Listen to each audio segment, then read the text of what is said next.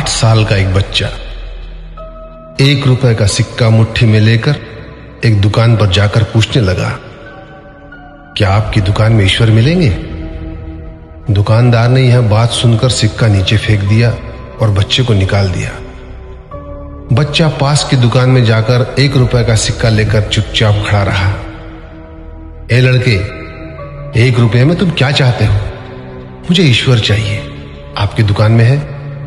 दूसरे दुकानदार ने भी भगा दिया, लेकिन उस अबोध बालक ने हार नहीं मानी। एक दुकान से दूसरी दुकान, दूसरी से तीसरी, ऐसा करते करते कुल 40 दुकानों के चक्कर काटने के बाद एक बूढ़े दुकानदार के पास पहुंचा।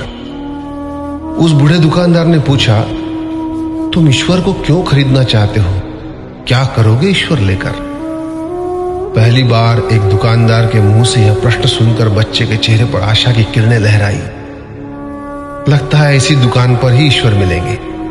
बच्चे ने बड़े उत्साह से उत्तर दिया, इस दुनिया में मां के अलावा मेरा और कोई नहीं है। मेरी मां दिन भर काम करके मेरे लिए खाना लाती है। मेरी मां अब अस्पताल में है। अगर मेरी मां मर गई तो मुझे कौन खिलाएगा?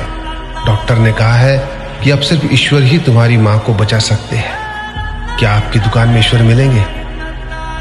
हाँ मिलेंगे। कितने पैसे हैं तुम्हारे पास? सिर्फ 1 रुपया। कोई दिक्कत नहीं है, 1 रुपए में ही ईश्वर मिल सकते हैं। दुकानदार ने बच्चे के हाथ से 1 रुपया लिया और उस 1 रुपए के अंदर 1 गिलास पानी के अलावा बेचने के लिए उसके पास कुछ भी नहीं था। इसलिए उस बच्चे को फिल्टर से 1 गिलास पानी भरकर दिया और कहा, यह पानी पिलाने से ही तुम्हारी मां ठीक हो जाएगी। अगले दिन कुछ मेडिकल स्पेशलिस्ट उस अस्पताल में गए। बच्चे की मां का ऑपरेशन हुआ और बहुत जल्दी ही वह स्वस्थ हो गई। डिस्चार्ज के कागज पर अस्पताल का बिल देखकर उस महिला के होश उड़ गए। डॉक्टर ने उन्हें आश्वासन देकर कहा, टेंशन की कोई बात नहीं है। एक वृद्ध सज्जन ने आपके सारे बिल चुका दिए हैं, साथ में एक चिट्ठी भी दी है। महिला चिट्ठी खोलकर पढ़ने लगी। उसमें लिखा था, मुझे धन्यवाद देने की कोई आवश्यकता नहीं है। आपको तो स्वयं ईश्वर ने ही बचाया है। मैं तो सिर्फ एक जरिया हूं। यदि आप धन्यवाद देना ही चाहती है तो अपने अबोध बच्चे को दीजिए, जो सिर्फ 1 रुपए लेकर नासमझों की तरह ईश्वर को ढूंढने निकल पड़ा।